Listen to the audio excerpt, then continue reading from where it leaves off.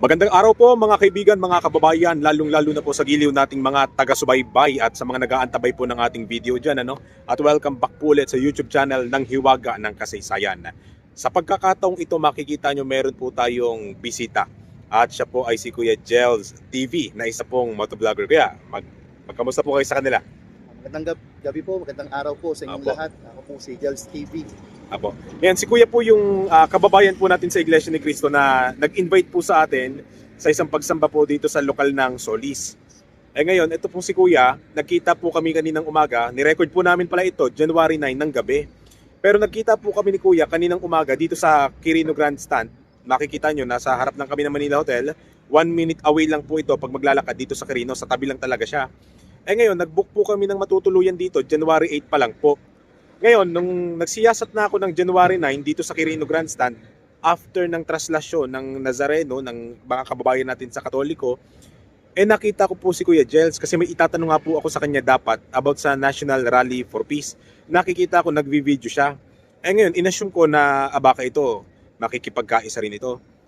Ngayon, nung nagkausap na kami, nalaman ko na INC po pala siya.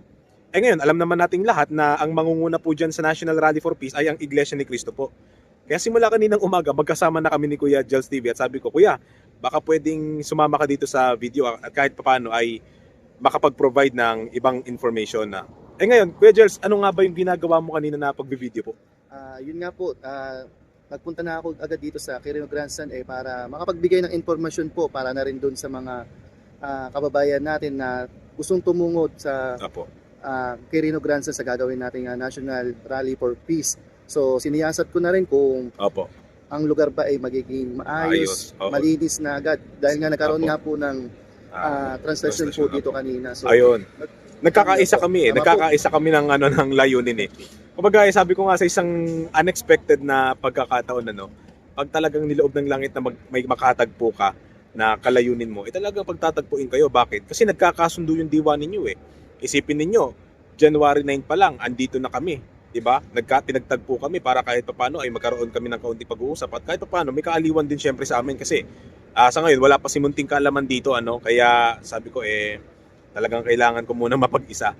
Pero yun nga, follow nyo po yung Facebook page at YouTube channel ni Kuya Jel. Kuya, promote nyo po yung channel at page ninyo. ayun po, sa lahat po ng mga kababayan natin na viewers ni Hiwaga ng Kasaysayan, Apo. invite ko po kayo na follow nyo po ako sa Facebook page po at sa aking YouTube channel na Jels TV po. Lalong-lalo na sa mga kababayan po natin sa Iglesia ni Cristo, supportahan po ninyo itong si Kuya Jels. Kuya Jels, meron nga pala akong ibabahagi sa kanila. Ayun, ngayon.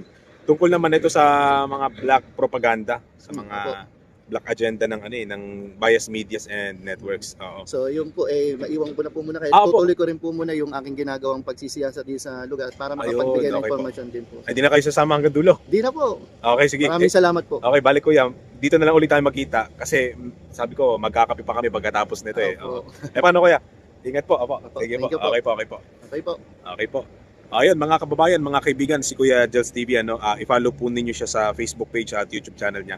Ngayon, mga kababayan, itong ibabahagi ko sa inyo, ibinahagi lang po ito, kumbaga ipinaalam sa akin na merong gagawing black strategy or agenda itong mga bias networks and medias.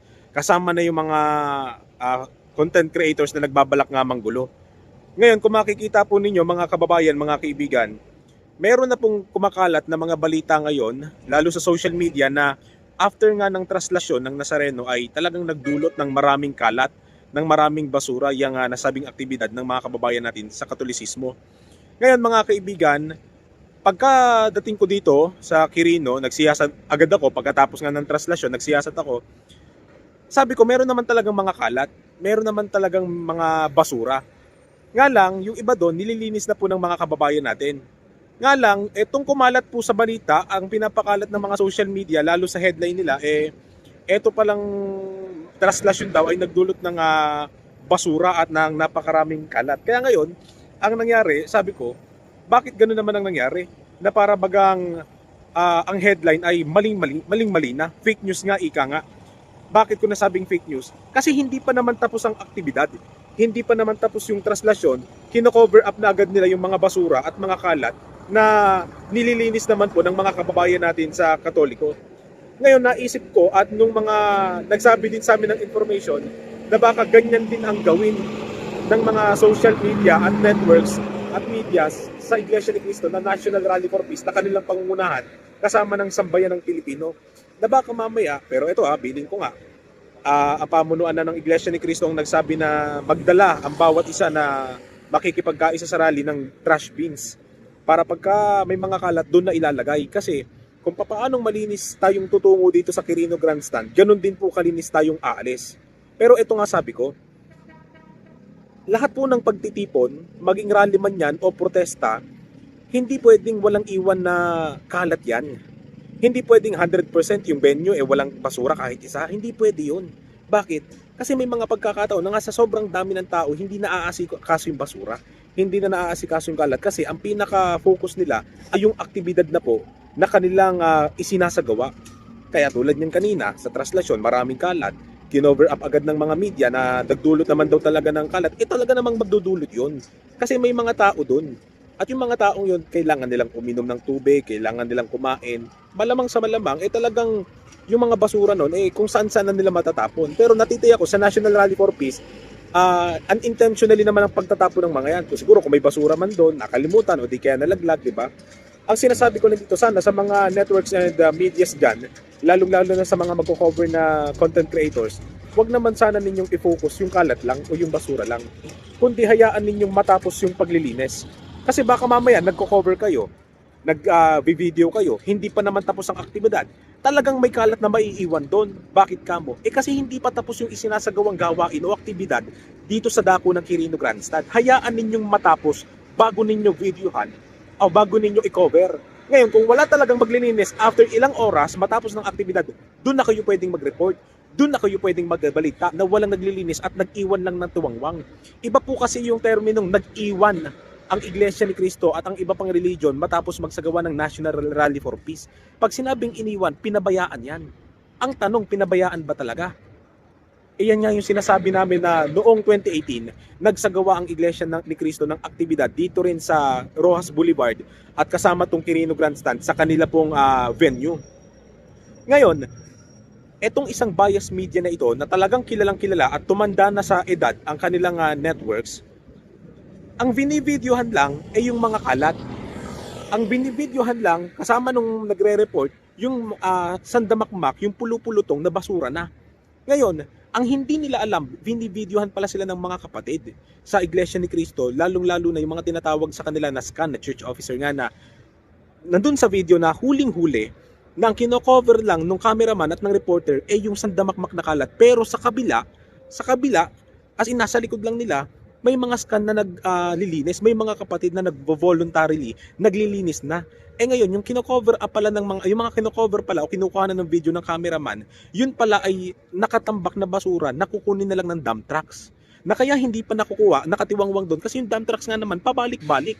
Bakit? Kasi malaking aktibidad yung isinagawa that time, kaya napakarami rin kong kalat. But it doesn't mean na pinabayaan po ng Iglesia ni Cristo yan. Ganyan dinadaya ng mga networks and medias ang sambayan ng Pilipino. Isipin niyo kapwa Katoliko nila yan. Kapwa Katoliko na nila yan. Sinisiraan pa nila yung traslasyon. Oo, bagaman talagang magdudulot ng kalat yan, ng basura yan, pero bakit ninyo i-headline na nagdulot ng kalat yan at para bagang sa tenga ng mga mamamayan ng Pilipinas, pinabayaan yan? Kung tutusin, may mga naglilinis din kanina, kalinis-linis ng Quirino Grandstand. Pagkatapos ng traslasyon, talagang nililinis yan. Pagka yan ay ginawa nyo sa National Rally for Peace, pasensyahan tayo, hindi lang Iglesia ni Cristo ang talagang masasaktan ninyo o mga kababayan natin sa INC, kundi yung ibang religion na kababayan natin. Bakit? Kaisa sila dyan diba? Ipinaglalaban ng mga Iglesia ni Cristo at ng ibang religion yung kapayapaan, tapos babastusin nyo, bababuyin nyo sa paraang sisiraan ninyo. Baka sabihin nyo, hindi naman po paninira yan. Pagsasabi naman ng totoo na talagang nagkalat, na talagang may mga basura. Meron nga. Pero hindi naman po kayo mangmang dyan sa mga networks and medias. Hindi po kayo mangmang. Tapos kayo ng pag-aaral. Mga professional po kayo. Alam ninyo kung paano mangmamanipula ng tao dahil kayo ay